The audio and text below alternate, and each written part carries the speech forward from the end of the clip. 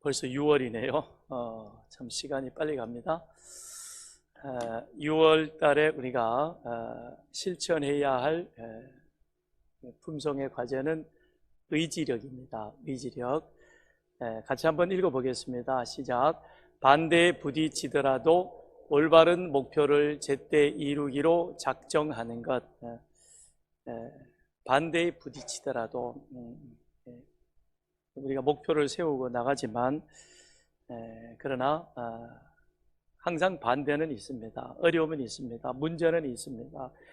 우리를 막아서는 것이 있습니다. 그렇지만 목표가 올바르다면 그것이 우리가 반드시 해야 할 하나님의 뜻이라면 우리는 그것을 그때 이루기로 정해진 시간에 이루기로 작정하며 그 다음엔 달려가는 것입니다.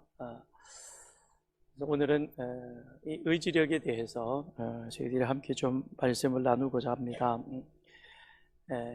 끈기가 있다라는 말을 하죠. 한편 지구력이라고도 다르게 표현할 수 있습니다. 그건 끝까지 이 일을 이루려는 자세인 것입니다. 이미 시작해서 가는 과정에 어려움이 있더라도 포기하지 않고 마지막까지 가는 것, 이건 끈기라고 말할 수 있을 것입니다. 그러나 의지력이라고 하는 것은 시작하기 이전에 먼저 그 일을 감당함에 있어서 내가 감당해야 할 그와 같은 치료해야 할 비용은 무엇이며 나는 어떤 모습으로 그 일들을 감당해 가야 할 것인가, 이런 것들을 주의 깊게 살피고, 그래서 나에 맡은 어떤 희생이 있고 경비가 들고 또 그런 수고가 있을지라도 반드시 내가 그 일을 해내야 되겠다라고 하는 마음 자세, 이게 의지력이다라는 것이죠. 이렇게 한번 성경으로 저희들이 다시 좀 설명을 드려보겠습니다. 여호수아와 그리고 그 세대 사람들이 다 죽었습니다. 그러자 그 이후에 일어난 세대들은 안타깝게도 여호와를 알지 못하였다. 성경은 그렇게 말씀합니다. 그러면서 여호와께서 그들을 위해서, 이스라엘 나라를 위해서 행하신 일들을 알지 못해서 여호와를 저버리고 가나안의 신인 바알들을 숭배하기 시작을 합니다. 그러나 모세도 그러했고 또 여호수아도 그러했습니다. 거룩하신 하나님은 죄는 절대 용납하시지 않습니다. 왜 그러느냐? 죄의 삭은 사망이기 때문에 그렇습니다. 하나님이 선택하신 이스라엘 백성들, 하나님이 사랑하는 자가 죄에 빠져서 멸망하는, 죽음으로 멸망하는 것을 하나님은 결단코 두고 보시지 못하십니다. 왜냐하면 하나님은 사랑이시기 때문에 그렇습니다. 하나님은 우리를 사랑하십니다. 그래서 이스라엘이 하나님을 알지 못하고 죄에 빠져 그리하여 바알을 섬기자, 그러자 하나님께서는 그들을 돌이키기 위해서 그들에게 징계를 내리시죠. 그것이 바로 이방 민족들에게 하나님은 그들을 맡기는 겁니다. 그래서 사사 기드온 때는 미디안과 아말렉 동방 사람들에게 7년 동안 이스라엘을 내어서 그들을 징계하게 하시는 것이죠. 성경은 이렇게 말씀합니다. 이스라엘 자손이 또 여호와의 목전에 악을 행하였으므로, 또라는 말이 나오고 있죠. 반복되어진다는 겁니다. 죄를 행함에 있어서 이것이 반복되어지는 그런 모습. 그러니까 그 이전에 그들이 죄를 범했습니다. 그래서 하나님 앞에 하나님이 징계하십니다. 힘이 드니까 부르짖었습니다. 그랬더니 하나님이 구원자 사사를 보내서 구해 주셨습니다. 그래서 그들 가운데 있던 상처가, 어려움이 조금 아물고 회복될 만하니까, 좀 먹고 살만하니까 그 다음에 또다시 죄라는 것이 고개 들고 일어나서 하나님을 거스르고 대적하게 되는 것이죠. 이것이 또 여호와의 목전에서 악을 행하였다라고 성경은 기록하고 있는 것이죠. 그러니 하나님께서 이번에는 미디안, 그 다음에 아말렉, 동방 사람들, 그들에게 7년 동안이나 억압하게 합니다. 이들은 아주 지독한 사람들이었습니다. 이스라엘이 파종할 때가 되면 우리로 말하면 지금이죠. 지금 그렇게 논에다가 벼를 잘 심어 놓았습니다. 그렇게 수고해서 모를 심어 놓으면 그러면 이 미디안 족속들은 아말렉 동방 사람들과 함께 같이 이스라엘을 치러 올라옵니다. 그리고는 여기저기 들판에 진을 치고, 그리고 올 때는 자기들만 오는 것이 아니라 양떼들 목축도 함께 데리고 와서, 그리고는 풀을 뜯기게 하면서 대신 이스라엘의 양떼들을 잡아서 먹습니다. 그러니까 우리는 배불리도록 만들고 대신 이스라엘의 양떼들은 잡아서 우리가 먹고, 그러니 이스라엘은 이미 씨를 뿌려 놓았고 파종을 했지만 그것을 거두기가 어려운 것입니다. 그러니까 몽땅 다 빼앗기게 되는 것이죠. 땅의 소산물 가운데 이스라엘이 가져갈 만한 것은 아무것도 없었습니다. 하나도 남기지 않고 이 미디안 족속들이 다 먹어 치우는 것입니다. 그러니 견디다 못해서 이스라엘이 또 하나님 앞에 도와달라고, 건져달라고, 우리를 구해달라고, 못 살겠다고 그렇게 하나님 앞에 부르짖습니다. 그랬더니 하나님께서 그들 가운데 기드온을 사사로 세워주셨습니다. 그런데 기드온은 그렇게 믿음직스러운 용감한 그런 사사가 아니었습니다. 하나님이 당신의 사자를 기드온에게 보내셨습니다. 그런데 그때 기드온은 뭘 하고 있었냐면 타작을 하고 있었습니다.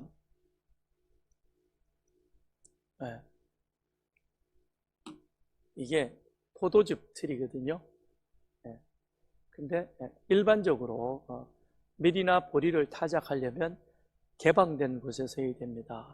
바람이 잘 통하는 곳, 그래서 쭉정이가 날려가고 그 다음에 알곡만 떨어질 수 있도록. 왜냐하면 이렇게 넓게 해놓고 이렇게 두레질 한다 그러나요? 그걸 해야만, 그래야 나달이 이렇게 벗겨지게 되는 것이죠. 그런데 지금 이 좁은 곳, 이 포도즙 틀에서 기드온이 지금 뭘 하고 있는가 하면 타작을 하고 있는 것입니다.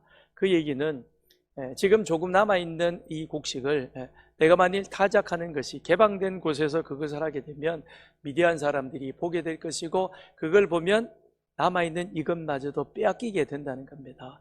그러니 기드온은 어떤 사람이냐, 상당히 소심한 사람입니다. 절대 그는 큰 용사가 아닌 것입니다. 그런데 그렇게 이 포도즙 틀에서 타작하고 있는 기드온을 향해서 하나님의 사자는 뭐라고 말씀하냐면, 큰 용사여 여호와께서 너와 함께 계시도다 라고 말합니다.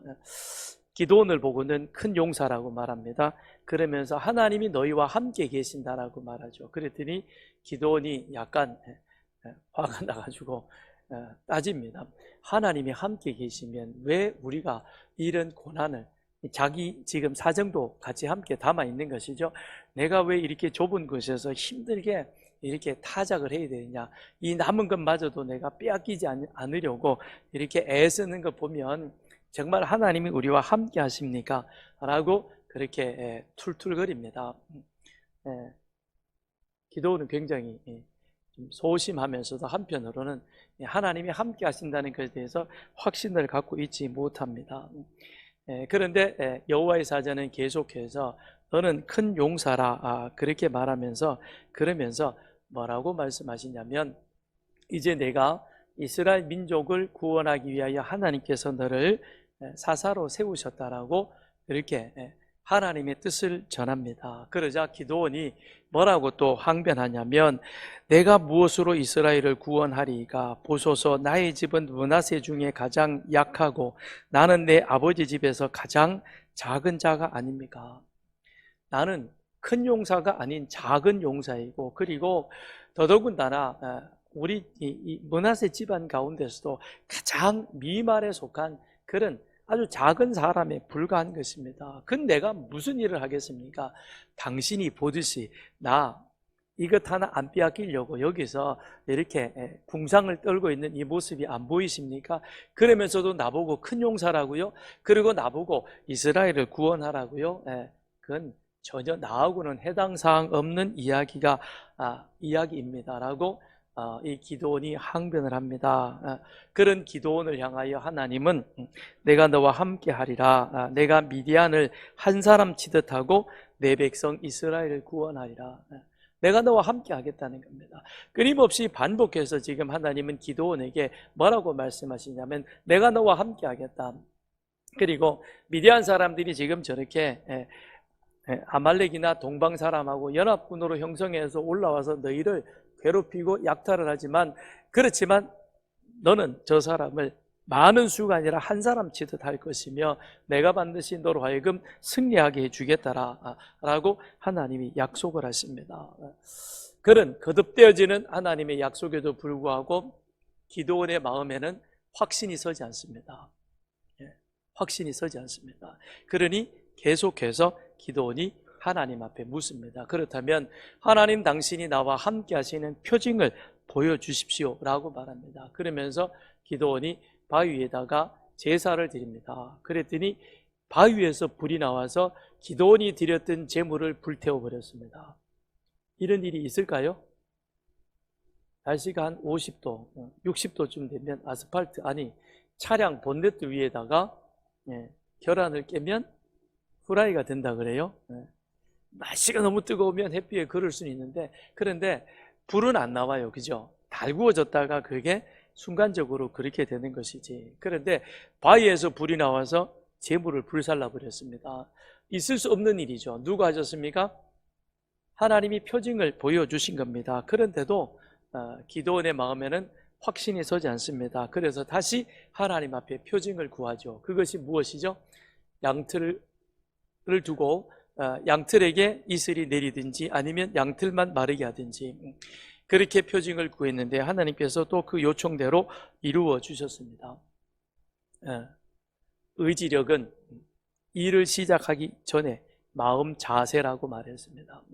내가 이 일을 시작하는데, 그런데 하나님께서는 기드온에게 그 마음에 확신을 주고 싶은 겁니다. 내가 너와 함께 하신다 그랬습니다. 그런데 정말 함께 하시는 그 마음의 확신을 기드온은 확인하고 싶은 겁니다. 그러니 기드온이 어찌 보면 거듭거듭 반복해서 하나님 앞에 불신된 모습을 보여주고 있지만, 그러나 그럼에도 불구하고 하나님께서 기다리시는 이유는 기드온의 마음에게 확신을 갖기를 원하는 것이죠. 하나님이 함께 하신다. 하나님이 반드시 너를 세워서 이스라엘 백성들을 미디안의 손에서 건지시겠다는 그와 같은 확신을 이 기드온이 갖기를 원했던 겁니다. 왜 그래요?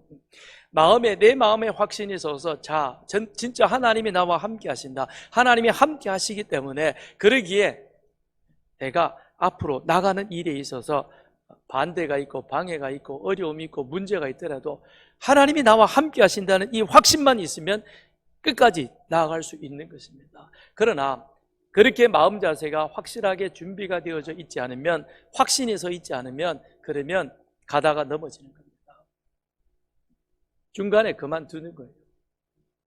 그리고는 문제가 생기면 자꾸 피해 가려고 합니다.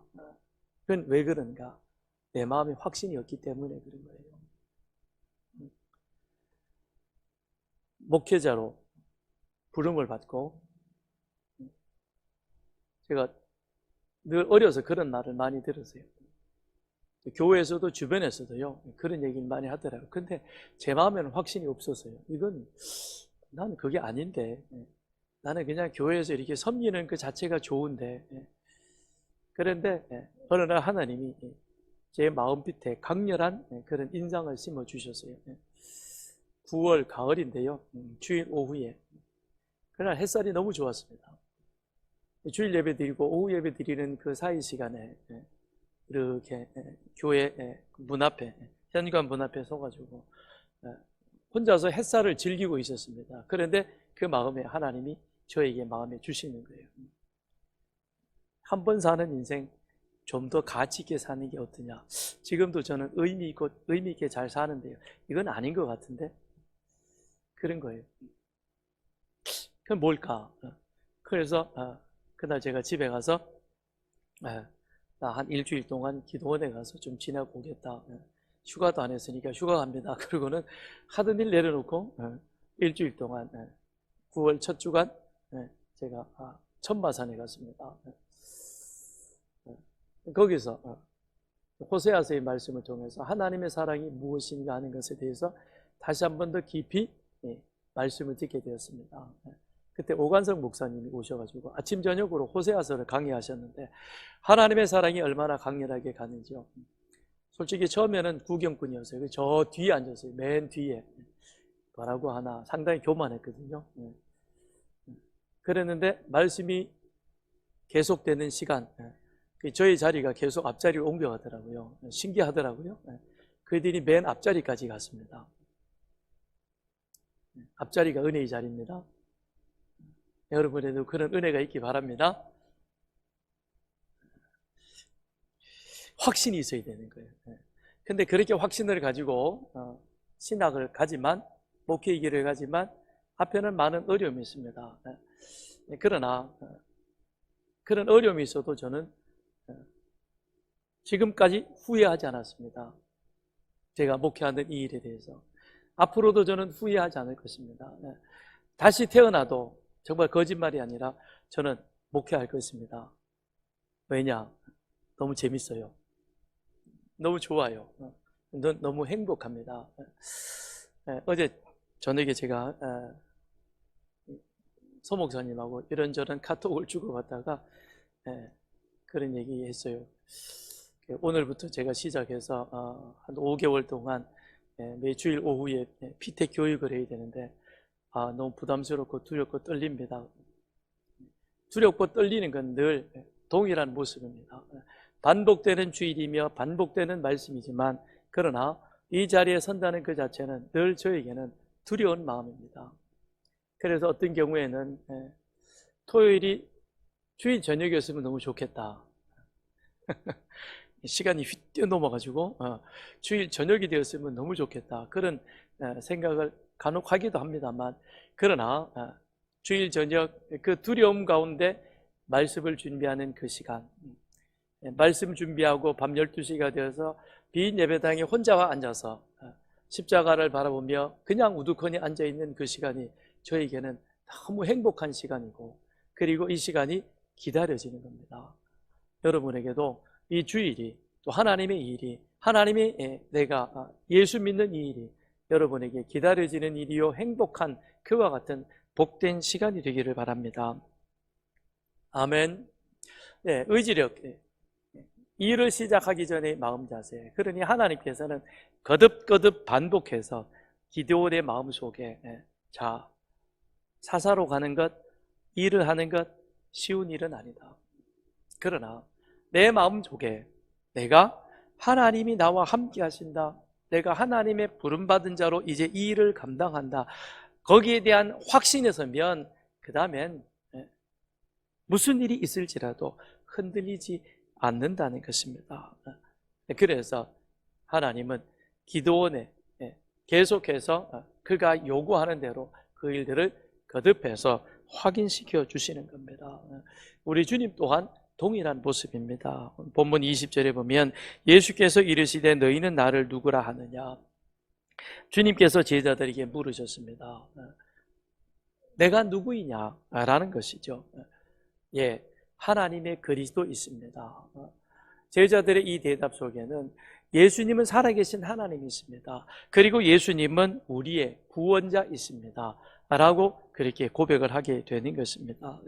그렇게 고백하는 제자들을 향하여 예수님은 나를 따르라 라고 말씀을 하십니다. 그런데 제자들이 예수님을 향하여 살아계신 하나님이십니다.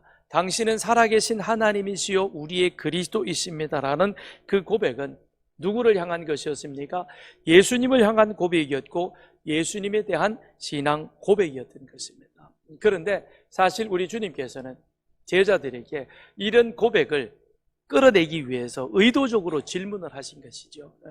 처음부터 주님께서는 제자들을 만나서 내가 누구냐라고 물으신 것이 아니라 제자들과 함께하며 제자들에게 많은 기적과 이적을 보이셨고 그리고 그들에게 끊임없이 하나님 나라에 대한 것들을 말씀하시고 가르치신 이후에 그 다음 이제 때가 되심에 지금까지 너희들이 나를 따라왔지만 이제 앞으로는 너희들이 내가 누구이며 내가 무엇을 위해서 오셨고 그리고 너희들은 앞으로 어떤 일을 해야 될 것인가 그 마음의 확신을 가지고 이제는 고백되어진 모습으로 나가야 된다는 것입니다. 그랬기에 우리 주님께서는 제자들에게 의도적으로 내가 누구이냐라고 물으셨던 것입니다.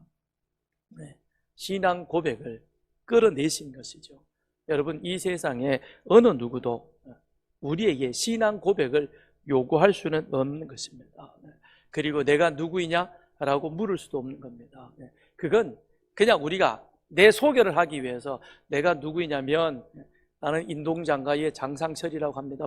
이 정도 소개, 서산교회 담임 목사님, 이 정도의 소개 그게 아니라 주님께서 말씀하시는 내가 누구인가라고 하는 그 질문 속에는 신앙의 그들의 고백을 끌어내기 위한 것이요. 그건 아무나 할 수 있는 것이 아닌 것입니다. 아무나 할 수 있는 그와 같은 고백이 아니라는 것입니다. 오직 예수님만이 우리에게 신앙 고백을 요구할 수 있는 것입니다. 그리고 내가 누구이냐라고 그렇게 물을 수 있는 것이죠. 제자들로부터 예수님, 당신은 살아계신 하나님이십니다. 당신은 우리의 구원자이십니다라는 그러한 고백 속에 주님께서는 나를 따를 것이니라 라고 말씀하고 있습니다. 그 진정한 신앙 고백은 따름을 통해서 확증되어진다는 것입니다. 내가 예수님을 믿습니다라고 했을 때 나는 예수 믿는 사람이요 하나님 믿는 사람이라는 그 우리의 신앙 고백은 그 다음 무엇이 가야 되느냐, 내가 예수님을 따름으로 인하여서 그것이 확증되어진다는 것입니다. 입으로만 고백되어지는 것이 아니라 내 삶 속에서 예수가 살아계신 하나님이요 그는 나의 진정한 구원자요 그로 인하여 나는 이제 하나님의 사람 예수의 제자가 되었다는 그것이 내 삶을 통해서 보여줘야 된다라고 하는 것입니다. 그래서 신앙 고백을 들으신 우리 주님께서 뭐라고 그러십니까? 나를 따를 것이라 라고 말씀합니다. 23절에 나를 따르라. 따르라는 것은 예수님 당신이 바로 주님이심을 세상 가운데 증거하라는 것입니다. 예수님이 주님이심을 증거하라. 세상 모든 사람들은 그들에게 주님이 있습니다. 자신의 주님을 따릅니다. 우리는 예수님을 믿음으로 고백하며 예수님을 따른다라고 이 자리에 와 있지만요. 그런데 잘 들으십시오. 정말 예수를 따르는 사람이 있는가 하면 예수를 이용해서 물질이 자기의 주님인 사람이 있고 권력이 자기의 주님인 사람이 있고 명예가 자기의 주님인 사람이 있고요. 어떤 사람은 건강이 자기의 주님인 사람도 있습니다. 여러분에게 있어서의 주님은 누구이십니까? 여러분에게 있어서의 주님은 누구이시냐라는 것이죠. 저와 여러분은 예수님이 나의 주님이심을 고백하며 또 그걸 확증하는 그런 우리들이 되기를 바랍니다. 예수님이 나의 주님 되시기 위해서는 먼저 예수님을 나의 주님으로 받아들여야 하는 것입니다. 나의 주님으로 받아들여야 된다라는 것이죠. 우리가 구원받았다는 것은 단지 죄인으로서의 그런 사면권을 부여받았다는 그 의미만은 아닌 것입니다. 세상 사람들이 추구하던 삶의 원리를 이제는 더 이상 따르지 않고 그리고 그리스도의 가르침을 따라 살아가는 자로 우리는 세상 가운데서 불러냄을 받은 자들입니다. 그래서 교회가 에클레시아, 에크라는 것이 무엇으로부터, 어디로부터? 세상으로부터, 세상 사람들이 공유하고 있는 그런 가치, 세상 사람들이 이루길 원하는 그런 가치, 그것에서부터 우리를 불러낸 겁니다. 끄집어낸 겁니다. 그래서 어디를 따라가도록 하는 것이냐? 그리스도 주님이 우리들에게 가르쳐 주셨던 그 가르침이 이제는 우리 삶의 목표가 되고 원리가 되어서 그것을 따라 살아가는 자, 그것을 추구하는 자로 우리들을 불러내셨다는 것입니다. 그러므로 그리스도가 우리의 주님이 되기 이전에 우리는 하나님을 거절하고 내가 주인이 되어서 내가 원하는, 내가 하고 싶은 것을 했습니다. 그러므로 내가 교회에 나와서 이 자리에 예배의 자리에 있다 할지라도 하나님을 거절하고 내가 바라고 원하는 것들을 오늘도 내 기도의 우선적인 기도 제목으로 세워놓고 그것을 얻기 위해서 오늘 이 자리에 안 나오면 혹여라도 불이익이 생길 것 같은 두려움 가운데 나오신 분들도 있다는 겁니다. 근데 그분은 이 순간 바꾸십시오. 바꾸기를 다시 한번 촉구합니다. 그렇게 믿어가지고는 마지막에 우리가 하나님 앞에 섰을 때 그것이 과연 참된 구원의 자리에 있을 수 있을까? 많은 경우에 그런 일들이 많다는 겁니다.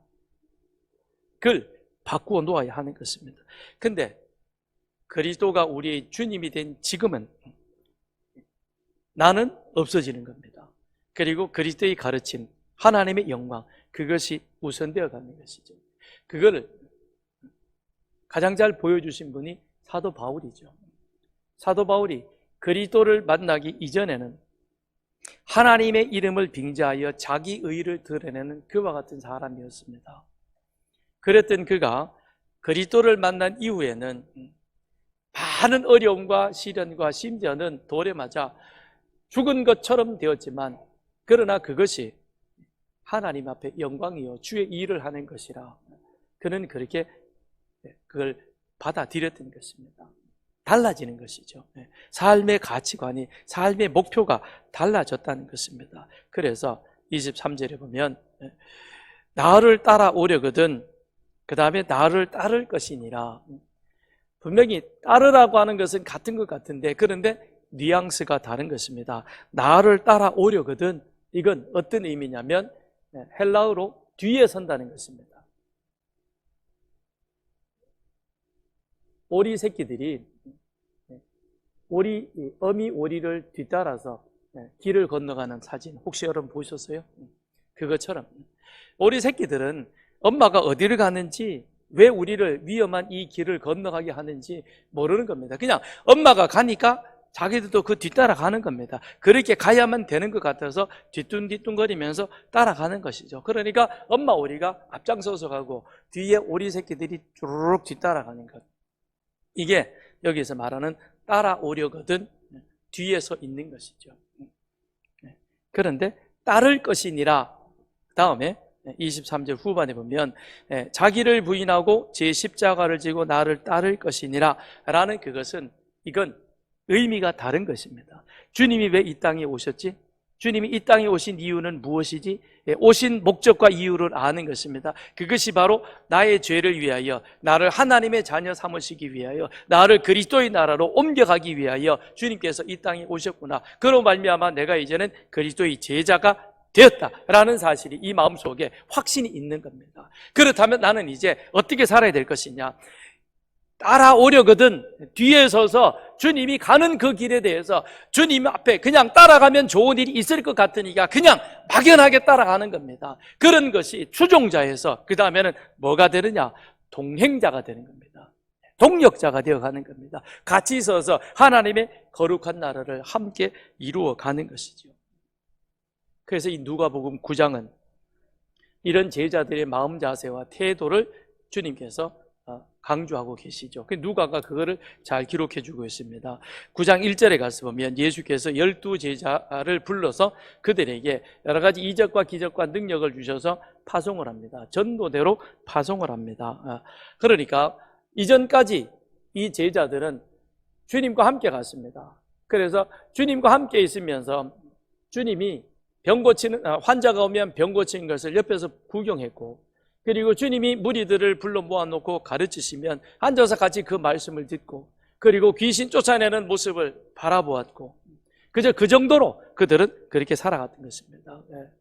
그러니까 옆에서 그냥 방관자이며 구경자로 주님께서 하시는 일들을 옆에서 그냥 우두커니 서서 지켜보고 있었던 것입니다. 그런데 이제 주님께서 어떻게 하느냐? 그 12명의 제자들에게 병자를 고치고 귀신을 쫓아내는 능력을 부여하셔서 그리하여 그들을 내보내시는 겁니다. 그랬더니 그들이 나가서 뭘 했습니까?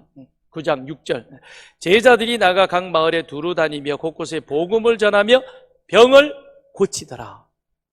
와, 우리도 병을 고치는구나.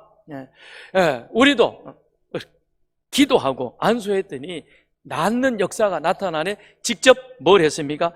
경험했습니다. 체험했습니다.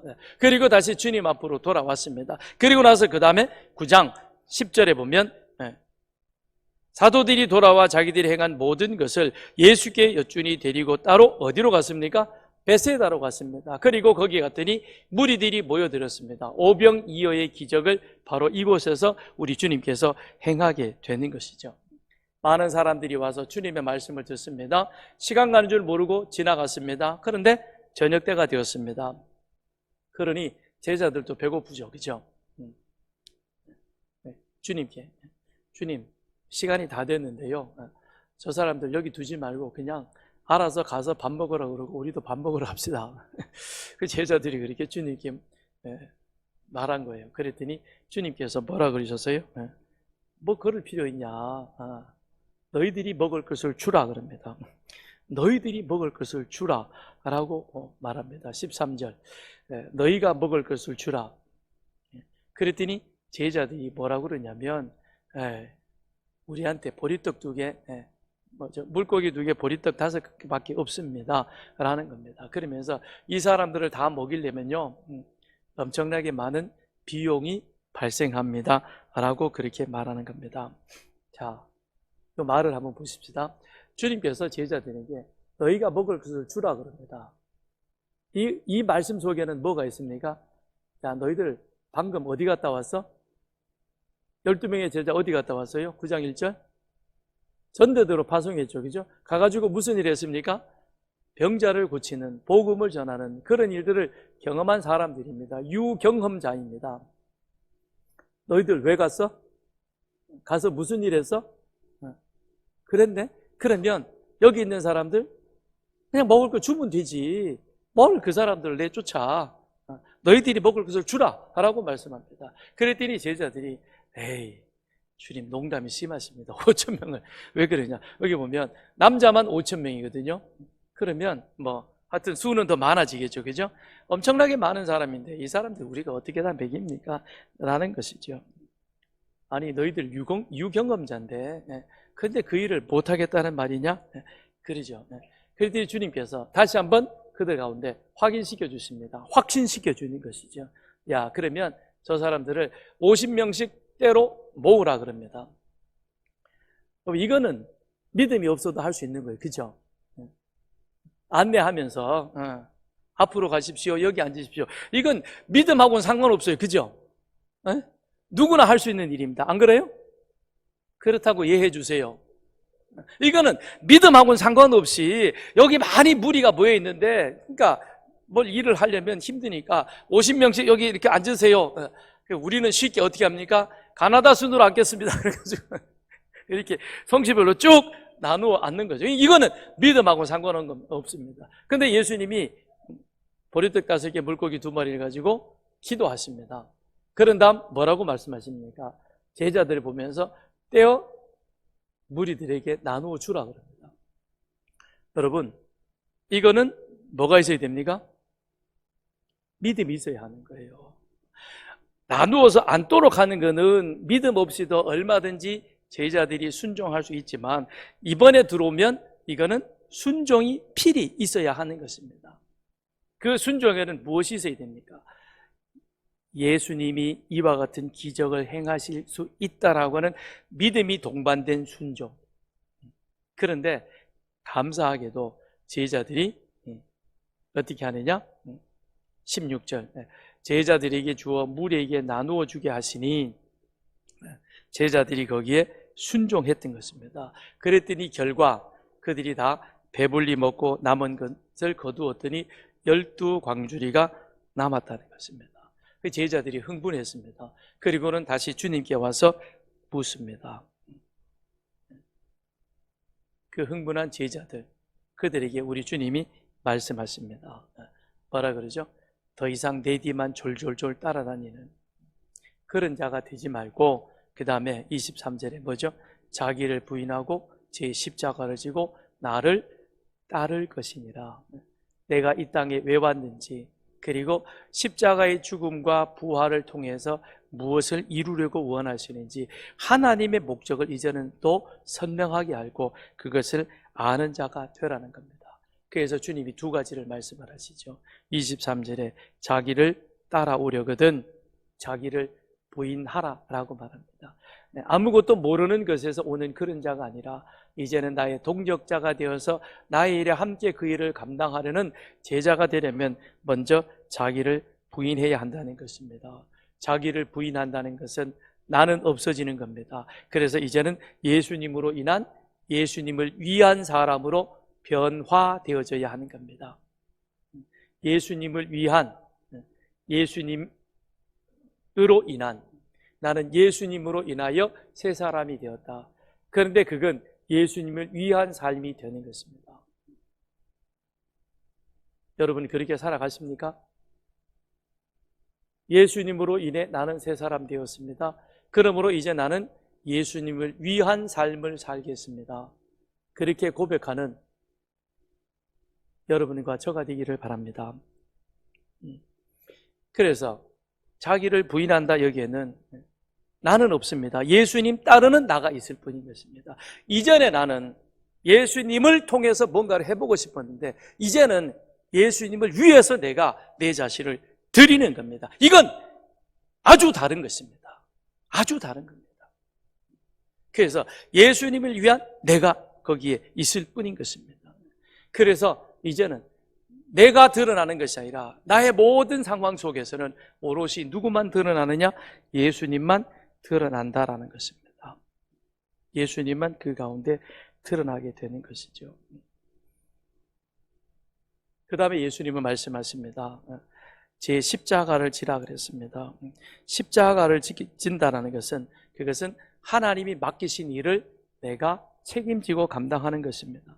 그럼 예수님의 십자가는 무엇이었습니까? 우리의 죄를 위해서 로마 형틀인 십자가에 달려서 당신이 죽는 겁니다. 하나님의 어린 양이 되는 것이 그것이 예수님의 십자가였습니다. 그런데 우리는 이 십자가를 아주 오해해가지고 자기를 힘들게 하는 사람, 그래서 집에 가가지고는 당신 오늘 어디 갔다 왔어? 그러면 아이고 저 십자가 그럽니다. 그건 십자가가 아닌 거예요.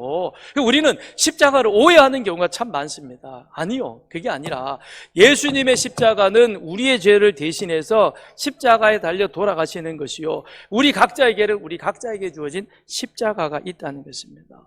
하나님이 나에게 주신 사명, 그것을 우리는 감당하는 자가 되어야 하는 것이죠. 간단하게 다윗의 이야기를 하고 마치겠습니다. 다윗은 목동이었습니다. 어려서부터 아버지의 양을 치는 자였습니다. 일단 환상을 버려야 됩니다. 우리가 생각하는 목동, 아주 저푸른 초원이 그게 아닙니다. 탈무드에 보면 랍비 전성에 오면 목동들은 부정하다라고 그렇게 말합니다. 왜냐하면 집에 밖에 나가 들판에 살면서 제대로 씻지도 못하고, 그리고 그 더러운 양들하고, 양이 깨끗한 것 같지만 사실 굉장히 더러워요. 그 냄새나는 양들하고 뒤엉켜 살다 보니까 몸에는 온갖 이 잡내가 나고, 그래서 유대인들이 가장 싫어하는 5개의 직업 가운데 제3위에 해당되어지는 것이 목동이었습니다. 그리고 목동이라는 이 직업은 굉장한 이 어려운 직업입니다.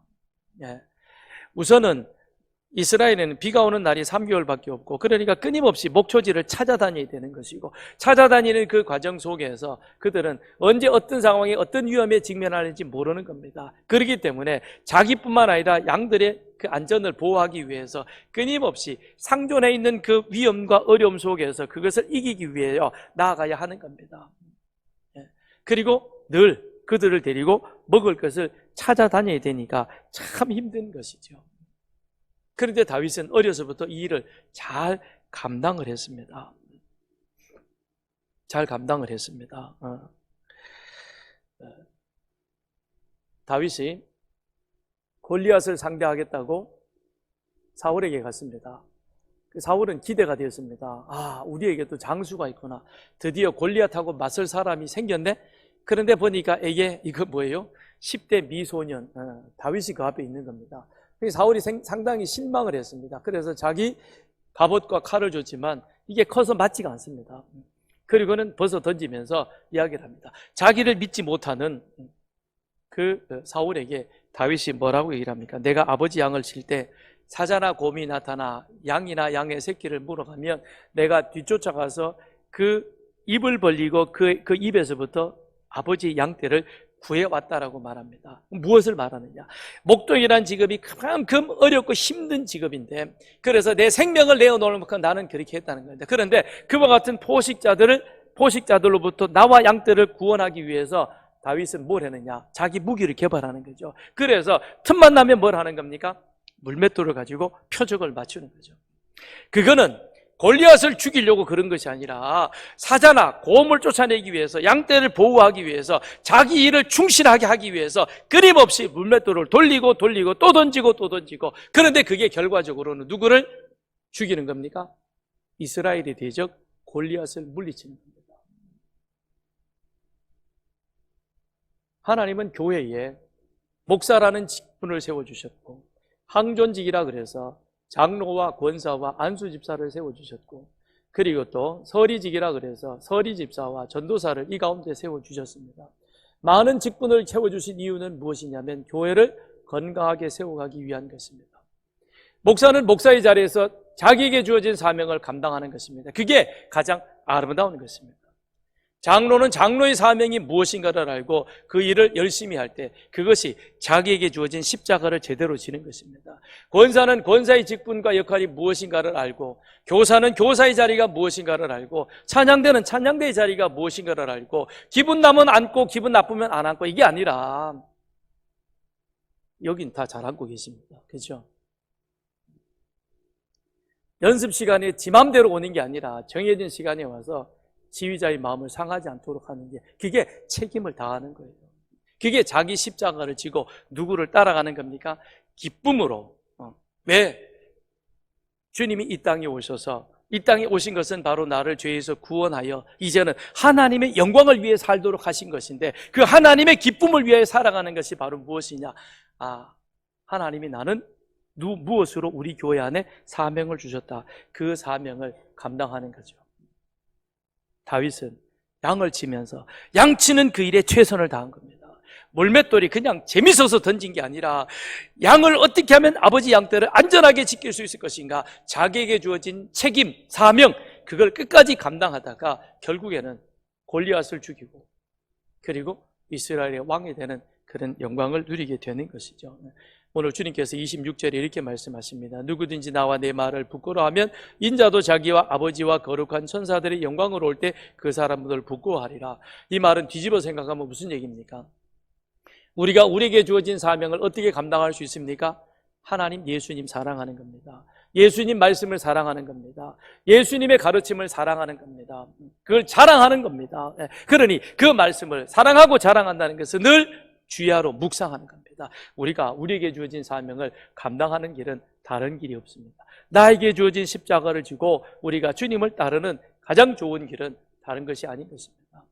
주님이 나와 함께 하셨다는 확신이 있는 것입니다. 그런 다음 하나님의 말씀을 사랑하며 그 말씀을 주야로 묵상하며 그 말씀대로 살려고 노력할 때에 우리 주님께서 우리에게 주어진 귀한 사명을 우리는 잘 감당하며 그 일을 잘 따라갈 수 있도록 만들어 가실 것입니다. 우리 이 시간 같이 함께 기도하겠습니다. 기도할 때에 주님, 이제는 우리 주님께서 이 땅에 오셔서 나를 위하여 십자가에 돌아가셨고, 예수님의 십자가의 죽으심과 부활이 바로 나의 죄를 위한, 그리고 나를 하나님의 자녀 삼으시려는 그와 같은 귀한 목적임을 나로 하여금 분명히 깨달아 알게 하여 주옵소서. 그리고 이제는 그 확신 가운데 나에게 주신 귀한 사명을 따라 나로 하여금 주님의 몸된 서산교회의 귀한 직분자로 일꾼으로 세워주셨사오니 그 사명에 최선을 다하는 제가 되도록 주님 도와주시옵소서. 우리 다 같이 주여 한번 힘있게 부르짖고 같이 함께 통성으로 기도합니다.